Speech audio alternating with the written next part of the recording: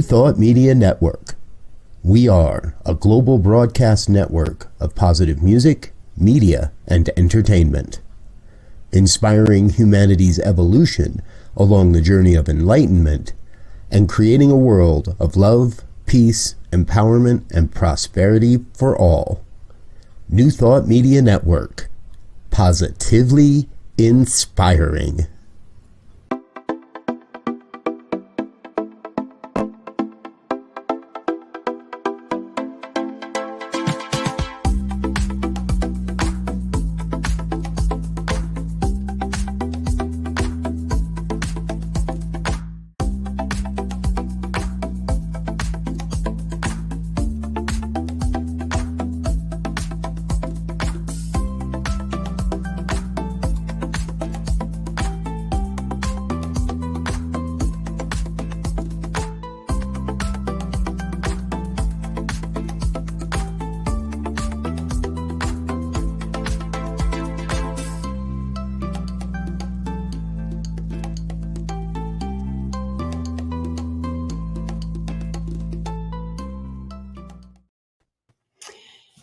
Hello and welcome back to Global Focus. Today I am Reverend Dr. Sharri Johnson, your host, and our guest today is just, well, I only have fabulous guests, but this one tops the cake.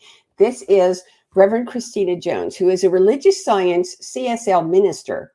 She's the founder and creator of DivineFeminineEvolution.org. Now, I just absolutely love that name. She is, it's a CSL affiliated focus ministry, which is how she ended up here. But she is also the new spiritual director of the Althea Center, which is the first divine science church in Denver, Colorado. And this church is where Ernest Holmes went to school. It's where Myrtle and Charles Fillmore, I don't care, she came first, they can give him credit later, went to school. It is just a fabulous opportunity. And she's a development coach. She's an inspirational speaker. She's a dietitian and a teacher and an author. She's been active. This is the thing I'm most jealous of. She's been active in New Thought, New Age since she was a child. To grow up in this consciousness, this spiritual environment just creates envy in me. 7 generations of powerful ancestors in her lineage have passed on metaphysical and spiritual principles from family traditions. 7 generations. That's downright biblical. She is also a healing emissary of light and love for herself and for the world. Please help me welcome Reverend Christina Jones. Thank you so much for agreeing to be here. Thank you. Thank you for inviting me. It's a joy. It's a joy to see you again, Reverend Sharri. I love your light. Your light and your enthusiasm. It motivates me. Well, I do get a little excited sometimes. I'm just going to, here's how this works. I'm going to ask you a question. You talk till you're done talking, then I'll ask you another question. Okay. And when you run out of stuff to say, I'll ask you another question. So here's the first one. Where did divine feminine evolution come from, and what does it mean, and what does it do, and what is it all about? So in ministerial school, I felt and knew it was a focus ministry, even though I know it was focus and what they call pulpit ministry. However, I kept getting divine feminine. Even we did a visioning, which I invite everyone to do visioning, which Michael Beckwith coined many, many years ago for anything, career or anything. However, I kept getting divine feminine. And then my husband, my beautiful husband, I'm grateful for, he gets downloads some days quicker than I do because I kept getting, I'm missing a third world. I knew it was about the divine feminine rising. I kept seeing this woman of all races just rising up. And I'm actually doing artwork based on that right now as we're building the website. And what dropped in with my husband was evolution. There were 2 other names, which I'm keeping to myself because they're going to be named as workshops right now. But that's where it came from. And then I got the bottom part is the evolution is now. So building that, we're going to have workshops. A lot of things will be on Zoom and almost complete with the website right now. Oh, I'm so excited to hear about that. Evolution is one of my favorite things. It's right up there with quantum physics. I just love both of those concepts, and it tickles me that people think evolution is something that happened a long time ago. Yeah, the whole Like it could be finished. So I was so excited when I saw that name. I just went, oh, goody, goody, goody, goody, goody. Well, we're always evolving. We are. You don't stop evolving. But there's different levels of consciousness. Yep. Yep. And the whole, like, some women have asked me, is it just a woman's ministry? It's more than as celebrating the divine feminine in all sentient beings. Because there was the women's movement. There's so many movements that have happened, but there's a shift of consciousness that's been happening, I think, for the past 60, 70 years. When you go back into the women's movement, it would stop, it would rev up, stop. The 70s, like the what I was told, the burning of the bras and everything, it would stop and start. But I know, sure, you probably seen it when the Me Too movement came up. That was the big one. And I worked in corporate America. I've modeled and acted. I've seen it. I took a break from it because of the sexual harassment. Even today, women still making less than men. But also, there's a wonderful men that wish to support the women in their family. Even, if let's think about Robert, who created New Thought Media Network. You're on his network. So there are a whole group of men. My husband supports me. There's a whole group of men that are tapping into that creative side to support women. I love that men are being involved in the divine feminine. That because to me that is a signal that conscious evolution is happening. That not only are bodies and trees and rocks evolving, but so is consciousness. Yes. And it's expanding and it's growing. And what I love about it is that, and especially in the concept of divine feminine evolution, is that it's about how we're alike. Yes. It's not about how we're different. It's about what there is that makes us all unique and at the same time one. Yeah. So I am tickled pink to hear about that. We want to know about those workshops when they're coming up too. Can you give us any hints what the workshops are about? So one workshop is going to be called Ladies' Night. And it is, and I say back in my day, there was Ladies' Night was on Thursday night. So one of these workshops might be in person, and then I'm going to develop it to make it online. But Ladies' Night is about, it is the divine feminine looking for love in this whole tech world and being grounded in the oneness, not coming from fear. For me, I know some women, they're like, I got to find a mate. I got to find a mate. And then they get a mate. I always say you could find a man or a mate, but it may not be the mate or the man. The law will give you what you want, but you have to be grounded in who you are. And I use my own relationship with my husband. My first marriage, which I'm writing a book about, literally almost left the planet. He was going to kill me. But it wasn't until during that time of planning secretly a divorce to save my own life is when I got grounded and rooted in me. And that's what this whole Ladies' Night is about, using spiritual principle to get grounded in yourself. Because you don't love yourself, you're not going to find any love. It's just not happening. You got to get grounded in you and not come from this place of need, want, have to have. That whole push-pull. Universe doesn't play that. Just saying. That's wonderful. That ties in so perfectly with my current hobby horse, which is self-care. Yes. Because when you're searching from a place of lack, what you find is more lack. Yes. When you're searching from a place of completeness and wholeness and oneness, then what you find is even greater completeness and wholeness and oneness. So I'm looking for that. Now, what I want to know is, that sounds to me like a full-time job, and yet you are spiritual director of not a teeny tiny little church. I mean, Thea Center is more than just a little blip on the map. So tell us about, how did that happen, and how do you manage to juggle both things at the same time? Well, it actually is working out pretty easy because I don't have to go in the building so much. Thank God for technology. The Althea Center. Back in November, I'm going to go way back to November. Spirit told me in meditation, this is how come we meditate, to start speaking at more centers to get myself out there. I did not know they had a position open.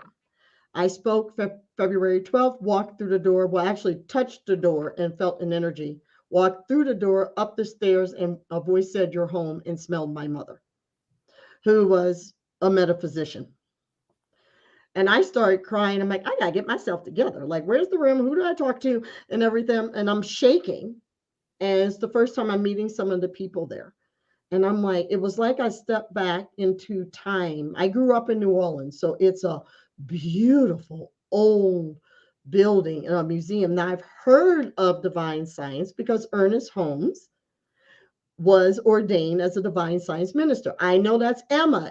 That's Emma Curtis Hopkins and Nona Brooks. I knew that was Nona's house and Alethea's house and Melinda Kramer's house. I knew whose house it was, but it was like, why do I feel like I stepped into Egypt, Peru, or something? It was just this energy. I stepped back into New Orleans that was flowing through, and I knew what I was speaking on. Everything channeled through me, and then they were saying you should put your hat in the ring, or you should. We really want you to interview here. So that's how. What's the whole phrase that we make plans? And God And then laughs. yeah, God laughs. Yeah. And, and Spirit said you can do both. Because if my focus ministry, as it's unfolding, it takes time to build. Reverend Sharri, you know it. When you Yep. start focus ministry, it is you. Paperwork, paperwork, building, building. And now it's like working together because divine science is the mother of religious science. And as I read, I have their books, and there's a library. There's the first Divine Science Church. If memory serves, 1988. The building is in the historic registry. The building's over 100 years old. The people there that have volunteer gifted, they made it through COVID. They made it through interesting other spiritual directors and leaders, whatever you want to call that.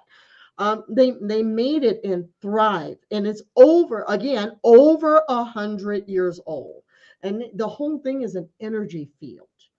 And the women that built it, think about it: divine science, and then before that was divine feminine evolution. So I got that in summer of last year. So yeah, summer of last year that I knew divine feminine evolution. That was it.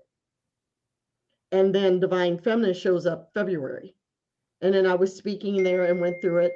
And um all I did is just hold that space. I said, well, God, you want me to do it. Now I'm not gonna lie, I was scared. I was going, and I still go, what the heck? Because I coach, because we all got to pay bills, people, as ministers, we know that. I speak because I've always done speaking for over 20 years from a corporate perspective, bringing my whole self to that. So I was like, I can do it. And then one day I decided to look at Kevin Hart and Oprah. Hey, they do it. And some people say, well, they got assistants. I'm like, they didn't always have assistants. Because time really is an illusion. I realized space has opened up for me to do it.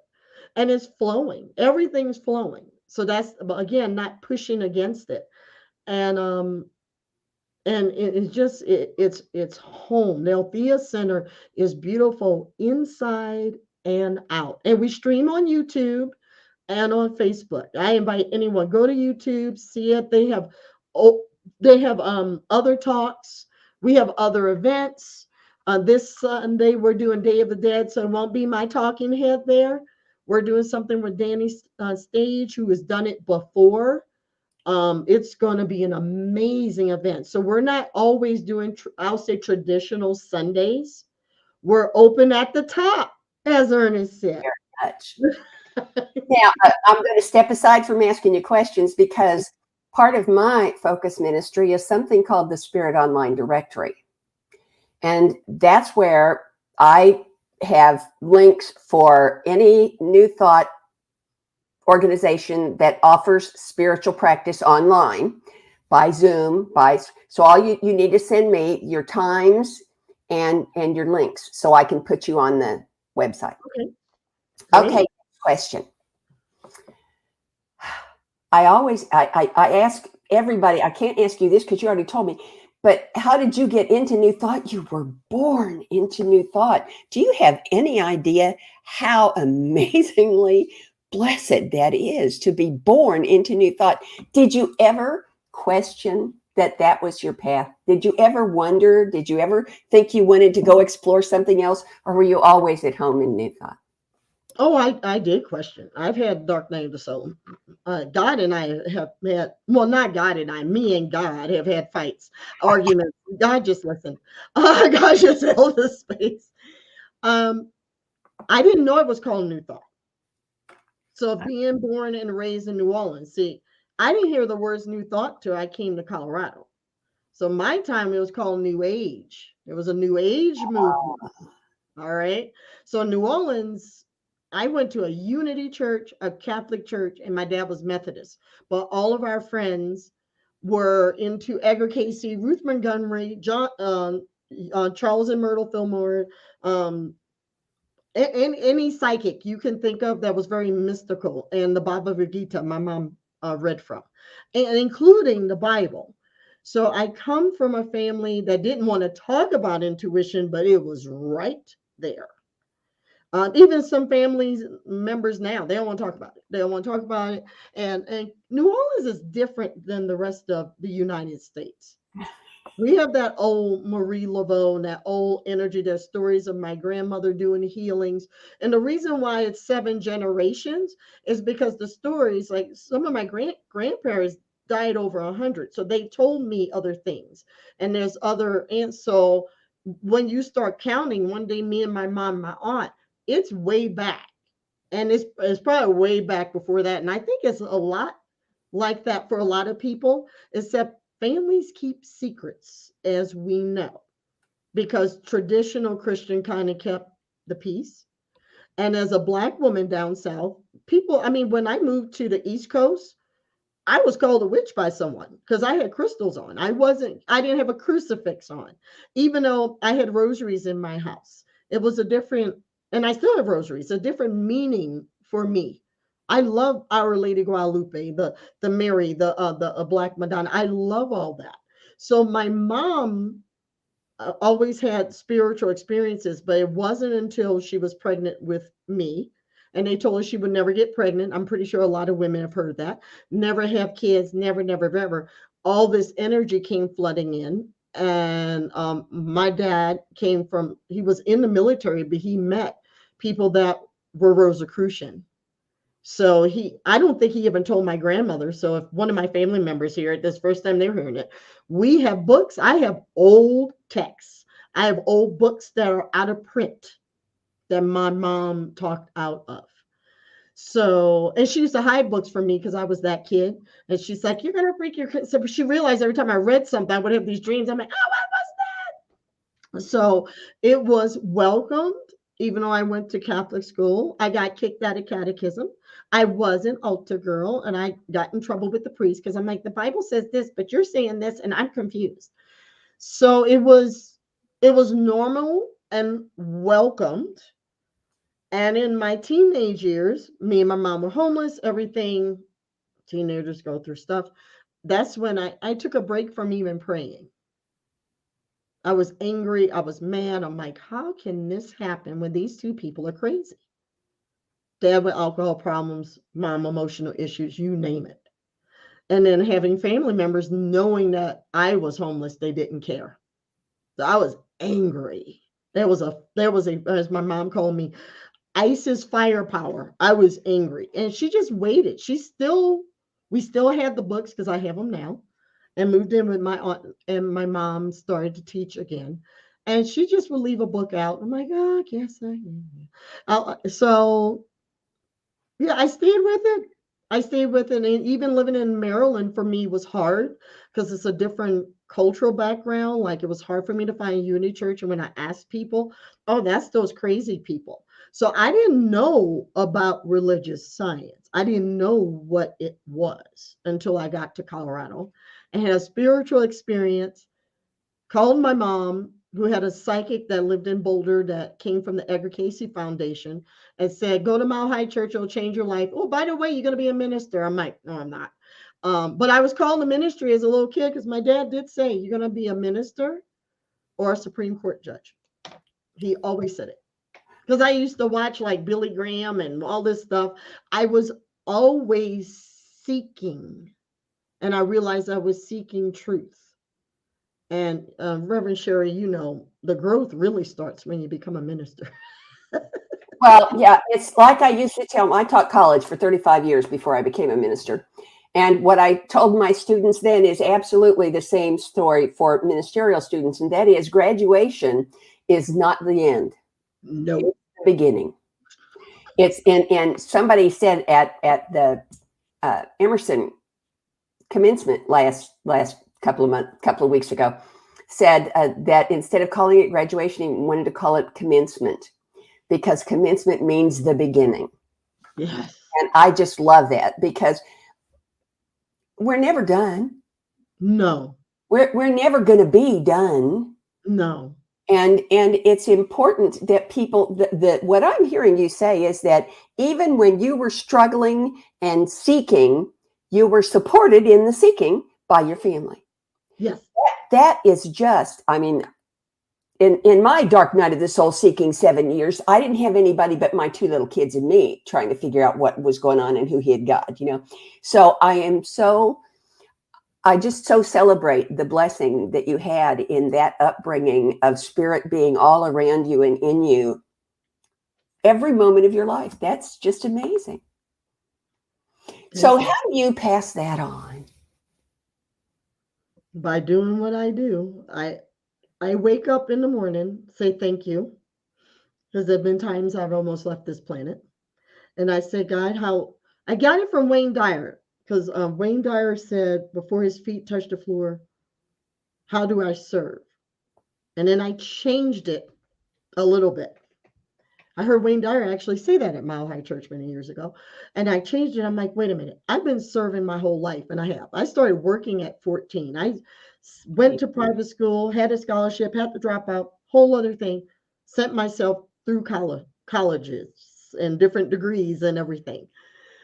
And I was like, I've been serving a lot of people. I am an overgiver. I have done it, wear myself down. So I started, my new thing is, how do I serve myself so I can serve others today? That goes back to your self-care. Self-care. Yeah, because you can't. Because I come from a group, my mom was an overgiver. Sacrificed everything. Stopped going to college. Stopped writing in a newspaper to appease everyone else. I'm like, that was my lesson. I am not doing that. No, ma'am. No, sir. I am not doing that. So now it feels better for the past, oh God, maybe over 10 years, I say. How do I serve myself so I may serve others? Good. Yeah. Self-care, like I said, that's my hobby horse. If you can't pour anything out of an empty pitcher. If you don't fill that pitcher up every day, then it's going to get dry. Yeah. Well, I'm glad to hear that. So what is your, well, this is 2 questions, so I'll ask them one at a time. What is your biggest challenge in ministry? And you can talk about focus ministry, pulpit ministry, the whole thing together, whichever. Biggest challenge. I will say having other people slow down. I realize, and other people, not me. Oh, I hear you. It's like, choir, sister. Yeah, slow down. Because, well, when you're doing this, when you're doing that, we need this done. All the paperwork, and I know that's part of administration. I worked in corporate America over 20 years. My challenge in ministry, what I see on, I will say, focus, CSL, all the above. Then there needs to be an organization. Now, this is just me, that there needs to be a path. Because there's a consciousness on this planet. And I know where it comes from, where they always, like, I'm talking like, let's go back to the 1700s, 1800s, when you had the minister was the farmer, and people ran to the minister and the minister's wife because so and so was dying, so and so needs here, so they were always available. That's the thing that I'm noticing, that there's a consciousness in our country that seems to think you need to be available to me 24/7. That's it. So my thing is with boundaries. And I tell people, even with divine feminine, some people's like, well, can you talk at 9 o'clock at night? No, not on a Sunday. No, nope, nope, nope. Here are my hours. Here is what I have available. And that's the challenge. And I see it too in pulpit ministry, when I've had to tell people before I'm, Reverend Sharri, you know this, getting on stage or getting ready. We prepare a talk, but most of it's channeled. A lot of people don't get that.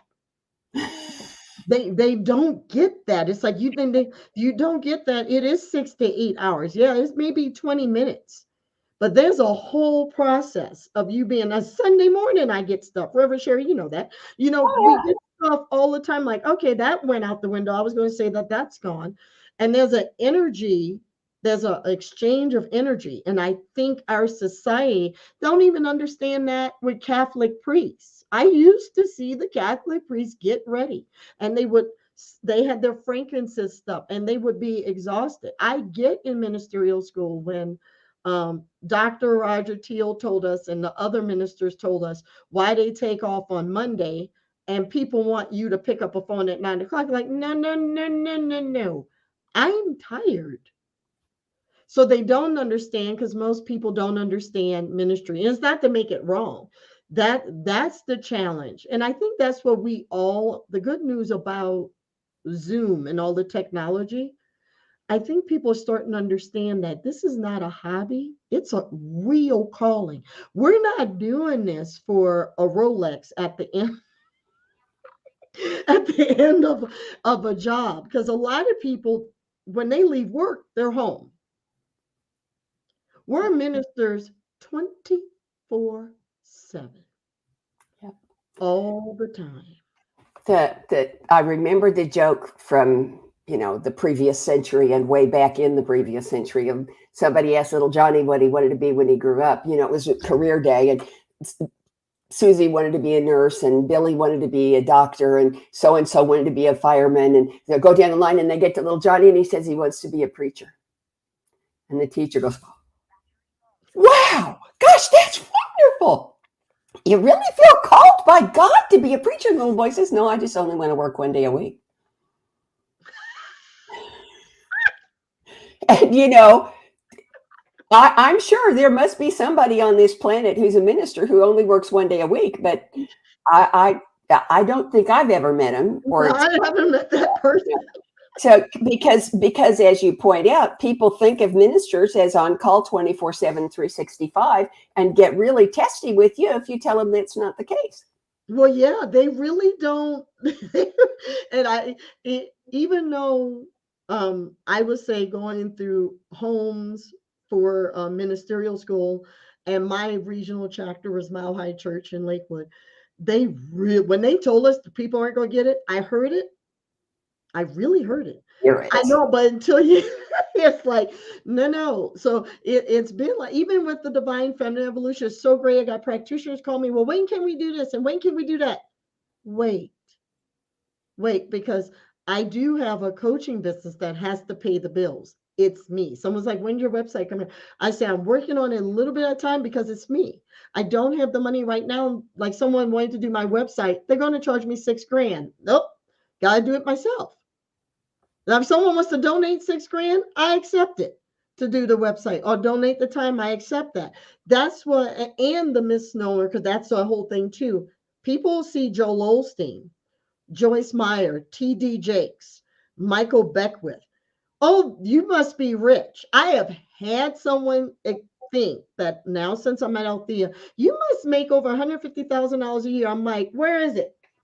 Because I sure accept it. No. Stop. People make up stories that they think every minister is like. There are so many ministers struggling, and I tell people this is why you tithe. You want that spiritual support. It is to the building, it's to the website design, it's to your comfort.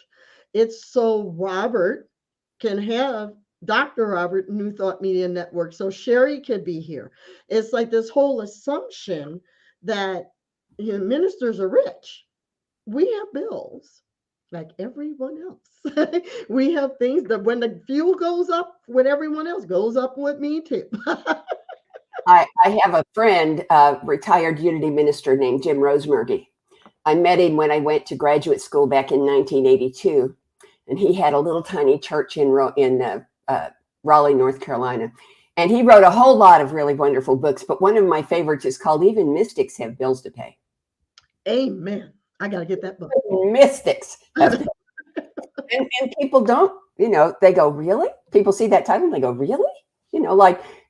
And I hear where you're coming from, but I also remember my grandma telling me when I was a little bitty kid, that there's a blessing in every lesson. So what I'm asking the next question is, what's the blessing in that particular lesson? The blessing is I know I'll be provided for.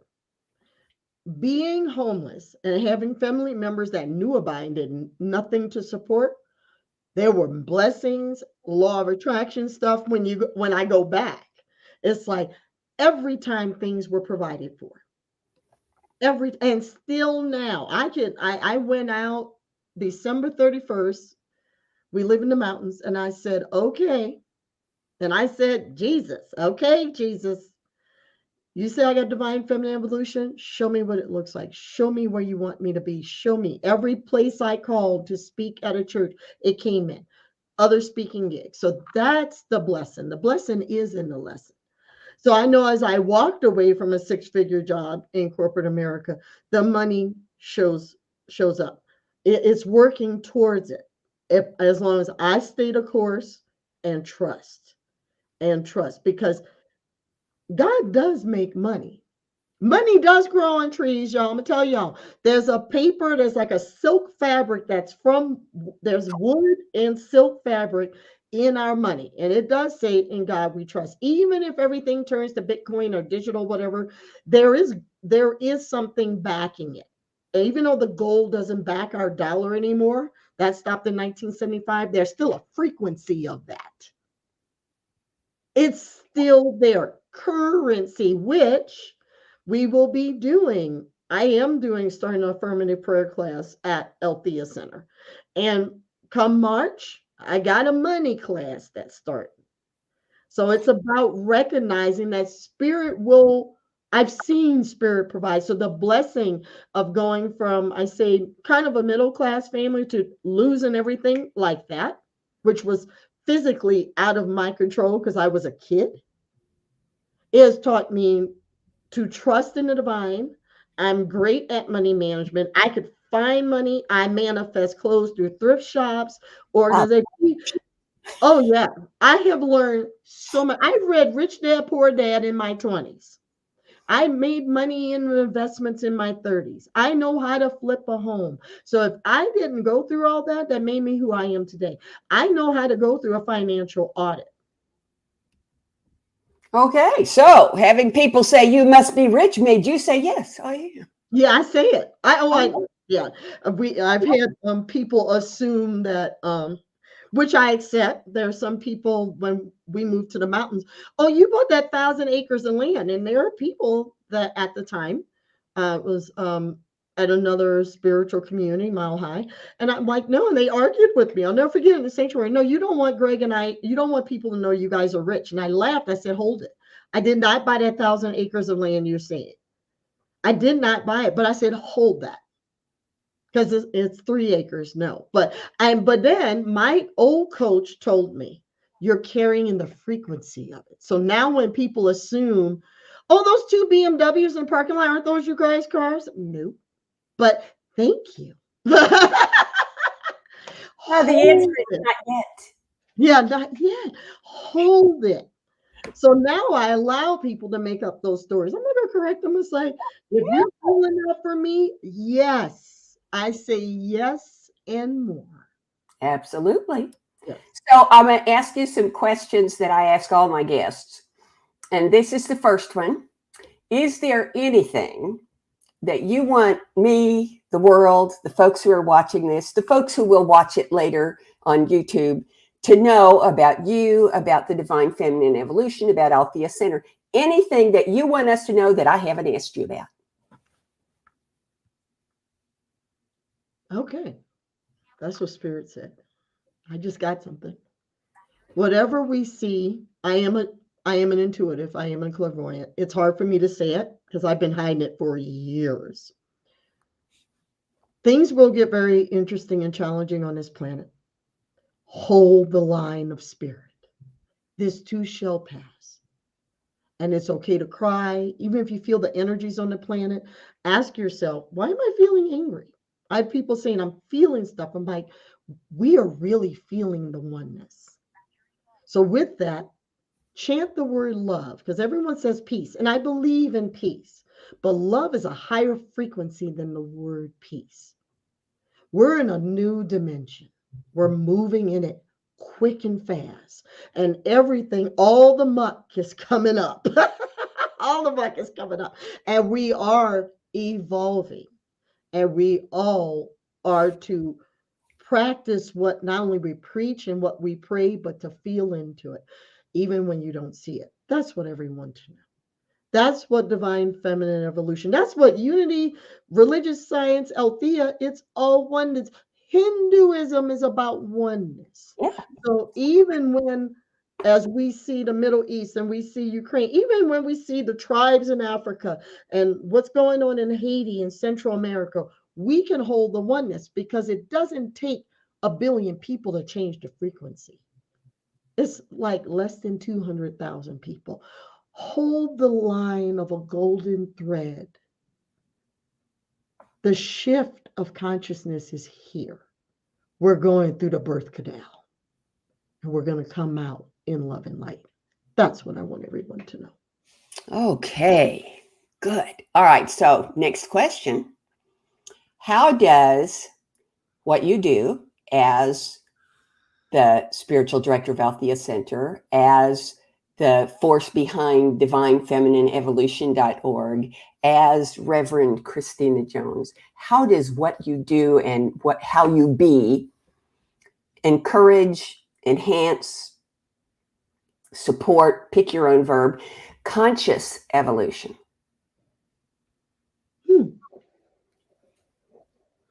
How does it support, enhance conscious evolution? Well, it goes back to, I'm going to go back to biblical stuff, the 144,000, that some of the Jehovah Witness did believe that 144,000 will be saved and some rapture. This is old stuff, guys, so hold on. Well, I believe the 144,000, that's how much it takes to raise the vibration on the planet. So how about we all start saying maybe one a part of the 144,000. So what you do at home, what I do at home, our energy matters. Our heart vibrates. Think about this. You walk into a building, most people could feel when something feels yucky. I believe we're all energy shifters. That's it. Even if you wake up and pray, even I call it stop, drop, and roll and pray.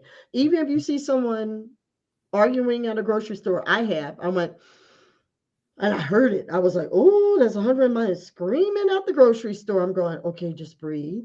And a woman, I'll say stranger, but we're not strangers in oneness. She was so sweet. She grabbed my hand. She's like, can you hold my hand? Because we didn't like what we were feeling. We live in interesting times. And it stopped because security said, you two have to leave. People are feeling uncomfortable. Me and a total stranger, I may not ever see this woman again in this lifetime. Just took a deep breath, had our baskets next to each other. It's like, just breathe, just breathe.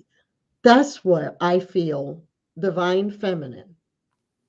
Because it's not about the I, it's about the thee, it's about the we, it's not about me. So even if Althea has 60 people, 100 people, and say we got 20 people online watching or whatever, or they watch later, what I do, and Reverend Sharri, what you do does affect the collective. It's the oneness. It's the oneness. It's the oneness. We are all connected. Even if we don't like each other, you don't like your relative, your cousin, whatever, sorry, we're from one source. You can't separate. Even though the whole world's trying to separate, you can't separate. Even with this war that's going on, they're wrong, they're right. This is wrong. This needs to stop. I've been telling people, stop making everybody wrong and stay in your lane. Well, that is the best segue to the next question I think I've ever had. Because the next question, which sounds very similar, but it's not exactly the same as the previous one, is how does what you do as the Divine Feminine in Althea Center, as Reverend Christina, how does what you do unveil, generate, enhance world peace? It's not about the doing, it's about the being. That's all there is to it. My husband, one day, I had a bad day at work. He said, I felt you driving and you were mad. He said, go in the backyard and sit down. I was in corporate America, so it had to be over 10 years ago. And Reverend Dr. Lloyd Barrett, who's one of my mentors and practitioners, said to me a long time ago, you're an energy shifter. And then it hit me, we all are. Now, we don't know to what extent, because he said, I'm talking to you. So back to your question. First of all, how do I do it? It's about me being it. Every Sunday before I walk in Althea, I pray in the morning. I pray. I'll go touch a tree before going on stage. They made one day like a piece of glass fell down. This was going on. This isn't working. And a voice said, go outside right now. And I disappeared. Everyone was looking for me, and I went and touched a tree. Most of the people don't even know I do that there. They know now. I touch a tree. It's like, how do I be? What do you need me to say? Okay, I got the slides and all this. Well, it's not about me. I get, as Emerson, get your bloated nothingness out of the way.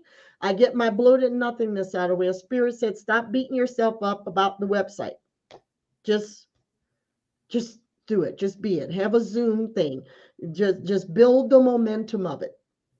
The Divine Feminine Evolution is unfolding, even though the website's not complete.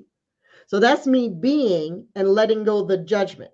So some days I have to tell the little me, and that's what I mean, the little e, the ego, go have a seat and go do this. So it's about me being. Some days I make plans and the voice said, no, go work in your office. And when I clear a space, I get a phone call about X, Y, and Z. So it's about me being, staying in my lane, and not going to judgment, and really be here now, as Ram Dass says. Be here now. I do have to catch myself because I worked in engineering. It's like starting the planning, and it's like, oh, we're not doing that today. One day I got dizzy and I got sick. It's about being, and then a whole download of November jumped in, and a whole download of October, and what Christmas looks like. Also, not only for the Althea, but Divine Family and my speaking career. Got it. Spirit had to sit my butt down so I can be. So I think that's what, for me, it's being, but I know that message is just not about me being, it's about all of us being. Well, and that's because you left out the sentence you said earlier, that we're all one. Yeah. And if we be that one in peace, that's what I'm hearing you say, which is wonderful. Okay, here's the last question, and it's the one people seem to get the most fun from. So you might want to close your eyes for this one. It says, we're going to presume that every single detail, every event, every relationship, every experience, every thought, every idea for the next 10 years goes exactly the way you want it to go. Exactly the way you want it to go. What does Christina look like 10 years from now? Oh, Lord. We went from being in the present moment. What does Christina look like? Having a community. I already know it because I've seen it. And I'm talking a physical community because I think the world's going to look different in a good way.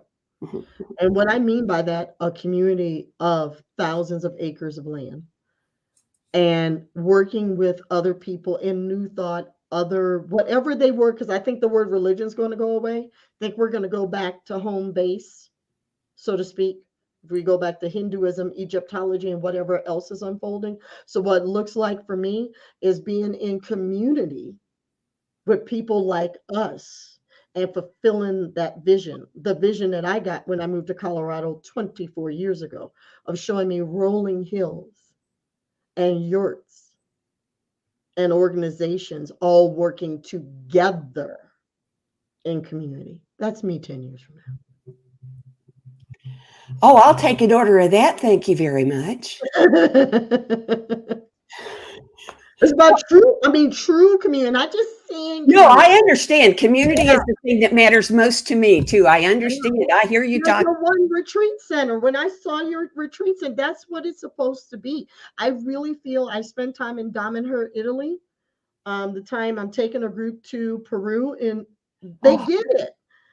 And when I grew up in the South, I picked that landing spot on purpose, where people, if a mom got sick, the whole neighborhood came and took the kids and took care of that. We got away from that. I love the Southern side of me of saying good morning and good evening. We've gotten to divide it. We've gotten to, so we can have technology and still have community. Yeah. Okay. Well, thank you so much. There's one more question.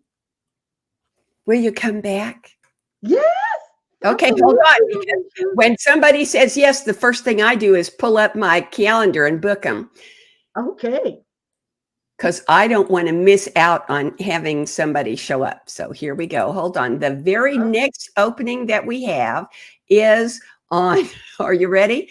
The 17th of September next year. Can I plug you in? Holy cow, that's you way out. You go there.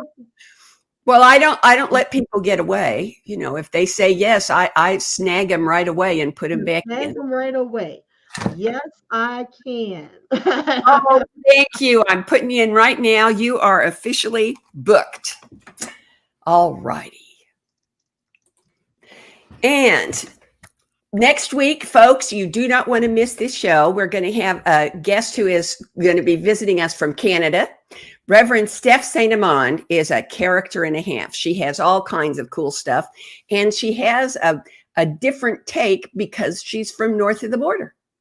She sees things from a different perspective, and she gives us a new way to look at the things we're seeing from our perspective. So do join us. I promise you'll find something interesting and marvelous and grand. And in the meantime, have a great week. Bye-bye. Bye-bye.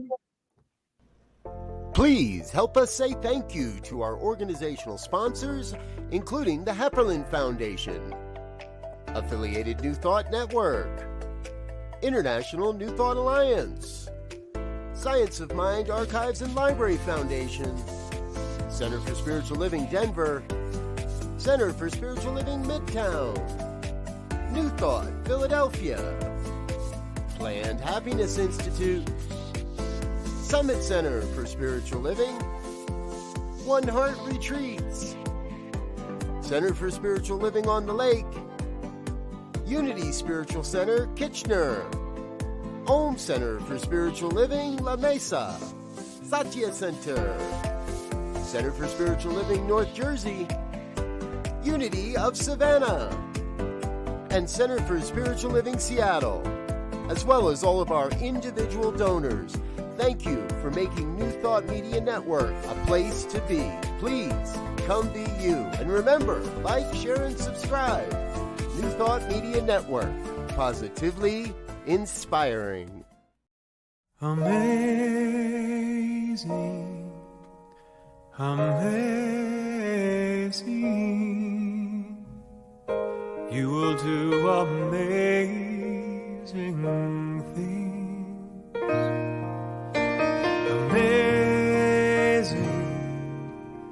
amazing